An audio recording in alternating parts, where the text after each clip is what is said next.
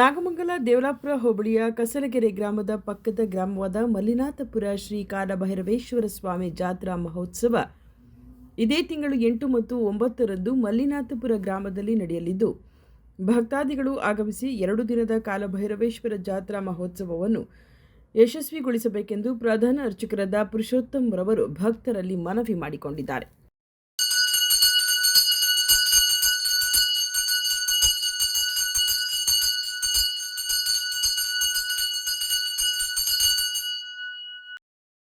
ಇದೇ ತಿಂಗಳು 8, 9 ಭಾನುವಾರ ಸೋಮವಾರ ಶ್ರೀ ಕಾಲಭೈರವೇಶ್ವರ ಸ್ವಾಮಿ ಜಾತ್ರೆ ಇದೆ.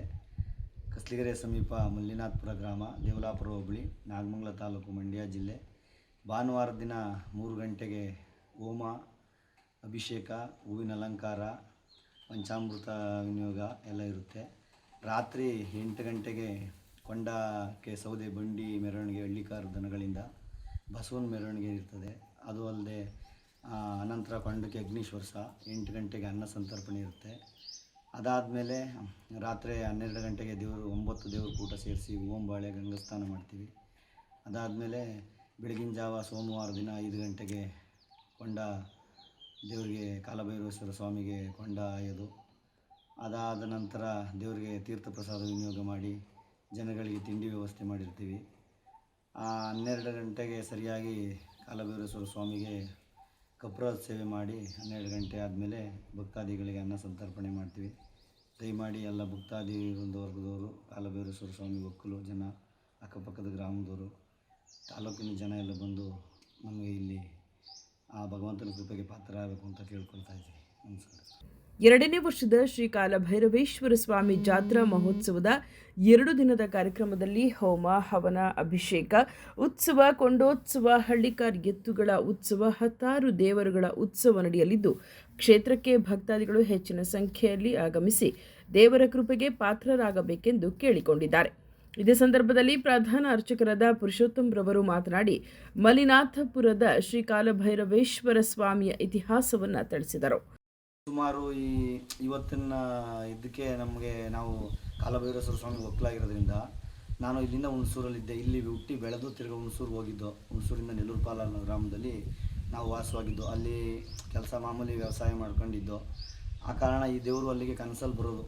ಒಬ್ಬ ಯಾರೋ ಅಜ್ಜಿ ಅಂತಾರ ಬಂದು, ಒಂದು ನಾಯಿ ಬಂದು ರಾತ್ರಿ ಹೊತ್ತೆಲ್ಲ ಕನಸಲ್ಲಿ ನಡಿ ಹೋಗೋಣ ಅಂತೇಳಿ ಹಿಂಸೆ ಮಾಡಿ ನಮ್ಮನ್ನು ಕರ್ಕೊಂಡು ಬರೋದು, ಜುಟ್ಟೆಲ್ಲ ಕಚ್ಕೊಂಡು ಕೆಳಗಡೆ ಇದು ಮಾಡೋದು, ಹಂಗೆಲ್ಲ ಮಾಡಿದ್ದು. ಆಮೇಲೆ ನಾವಿಲ್ಲಿ ಬರೋಲ್ಲ ಅಂತ ಸ್ವಲ್ಪ ಉದಾಸೀನ ಮಾಡಿದ್ಮೇಲೆ ನಮ್ಮ ಮನೆಯಲ್ಲಿ ದನ, ಆಡು, ನಾವು ಮೇಕೆ ಎಲ್ಲ ಸಾಕೊಂಡಿದ್ದು ರೈತರಾದ್ದರಿಂದ ವ್ಯವಸಾಯ ಮಾಡಿದಾಗ ನಮಗೆಲ್ಲರೂ ನಷ್ಟ ಉಂಟಾಯಿತು. ನಮಗೆ ಸಿಕ್ಕಾಪಟ್ಟೆ ಕಷ್ಟ ಆಯಿತು. ಮತ್ತು ನನಗೆ ಕಣ್ಣು ಕಾಣ್ದಂಗೆ ಆಗೋದು. ಆಮೇಲೆ ಸ್ವಲ್ಪ ನನಗೆ ಅನಾರೋಗ್ಯ ಜಾಸ್ತಿ ಆಯಿತು. ಆರೋಗ್ಯ ಸರಿ ಇಲ್ಲದ ಕಾರಣ ಆಗ ಊರು ಬಿಟ್ಟು ಇಲ್ಲಿ ಬಂದಾಗ ಇಲ್ಲಿನ ಈ ಗ್ರಾಮದಲ್ಲಿರ್ತಕ್ಕಂಥವ್ರು ನಮ್ಮ ತಾಯಿ ಚಿಕ್ಕಪ್ಪರ ಜಮೀನಿದು. ಆ ಜಮೀನೊಳಗಡೆ ದೇವರು ಈ ಜಾಗದಲ್ಲಿ ದೇವಸ್ಥಾನ ಕಟ್ಟಿ ಅಂತ ನಮಗೆ ಕನಸಲ್ಲಿ ಇದಾದಮೇಲೆ ಅವರು ಈ ಜಾಗನ ಕೊಟ್ಟರು. ಈ ಜಾಗದೊಳಗೆ ನಾವು ದೇವಸ್ಥಾನ ದೇವಸ್ಥಾನ ಮಾಡಿ ಆದಮೇಲೆ ನಾವು ಇವತ್ತಿಗೆ ನಮಗೆ ತಿನ್ನೋ ಇಟ್ಟು ಬಟ್ಟೆಗೆಲ್ಲ ನಾವು ಕರೆಕ್ಟಾಗಿ ದೇವರು ಎಲ್ಲ ಕೊಟ್ಟವನೆ. ಭಾನುವಾರನೇ ವಿಶೇಷವಾದ ದಿನ. ಈ ಕಾಲಭೈರವ ಸ್ವಾಮಿಗೆ ಭಾನುವಾರ ದಿನ ವಿಶೇಷವಾದ ದಿನ. ಹಾಗಾಗಿ ಭಾನುವಾರ ದಿನ ಅಪ್ಪಣೆ ಆಗುತ್ತೆ. ಭಾನುವಾರ ದಿನ ಅಪ್ಪಣೆ ಮಾಡೋ ಜನಗಳು ಸಹ ಬರ್ತಾರೆ. ಯಾವ್ದಾರ ಈ ಸಂಖ್ಯೆ, ಗಾಳಿ, ಮಕ್ಕಳಿಲ್ದಿರೋರು, ಮತ್ತು ಏನಾದರೂ ಹುಷಾರಿಲ್ಲದೆ ಇರೋ ಮನೆಗಳೇ ಸಿತ್ತಾಟ ಕಾದಾಟ ಇದ್ದರೆ ಅವನ್ನೆಲ್ಲನೂ ಈ ಭಗವಂತ ಅವನ ಮಡ್ಲಿಗೆ ಹಾಕ್ಕೊಂಡು ಅನುದಾನ ಮಾಡ್ತಾರೆ, ಬಂದು ಅಭಿಷೇಕ ಮಾಡಿಸ್ತಾರೆ, ಮತ್ತು ಬಂದು ಮರೆನೀರು ಇಸ್ಕೋತಾರೆ. ಹಾಗಾಗಿ ಆ ಭಗವಂತ ಎಲ್ಲರಿಗೂ ಸಹ ಒಳ್ಳೇದು ಮಾಡಿದ್ದಾನೆ. ಈ ದೇವರಿಗೆ ಏನು ವಿಶೇಷ ಅಂದರೆ ಈ ಅನ್ನದಾನ ಮಾಡೋದೇ ದೊಡ್ಡ ವಿಶೇಷ. ಕಾಲಭೈರವೇಶ್ವರ ಸ್ವಾಮಿಗೆ ಅನ್ನದಾನಿ ಅಂತ ಅವನಿಗೆ ಹೆಸರು. ಆ ಕಾರಣ ಅವ್ರ ಕೈಲಾದ ನಿಂತು ಈ ಕ್ಷೇತ್ರಕ್ಕೆ ಬಂದು ಅನ್ನದಾನ ಮಾಡ್ತಾರೆ, ಮರೆನೀರು ಇಸ್ಕೋತಾರೆ, ದೇವರಿಗೆ ಹೂವಿನ ಅಲಂಕಾರ ಮಾಡಿಸ್ತಾರೆ. ಬಟ್ ಈ ದೇವರಿಗೆ 12 ರೂಪಾಯಿ ಗಾಳಿ ಒಂದು ಅಂತ ಕಟ್ಟಿದ್ರೆ ಏನೇ ಕಷ್ಟ ಇದ್ದರೂ ಈ ದೇವರು ಸ್ಪಂದನೆ ಮಾಡಿ ಬೂದ್ಗುಂಬಳಕಾಯಿ ದೀಪ ಹಚ್ತಾರೆ. ಹಚ್ಚಿ ಅವ್ರ ಮನೆಯಿಂದ ಏನೋ ಮಾಡ್ಕೊಂಡು ಬಂದಿದ್ದು ಅನ್ನ ಇಲ್ಲಿ ಅನ್ನದಾನ ಮಾಡಿದ್ರೆ ಈ ಕಷ್ಟ ಪರಿಹಾರ ಆಯ್ತದೆ. ಅದಕ್ಕೋಸ್ಕರ ಇದು ಕ್ಷೇತ್ರದ ಮಹಿಮೆ ಸಹ.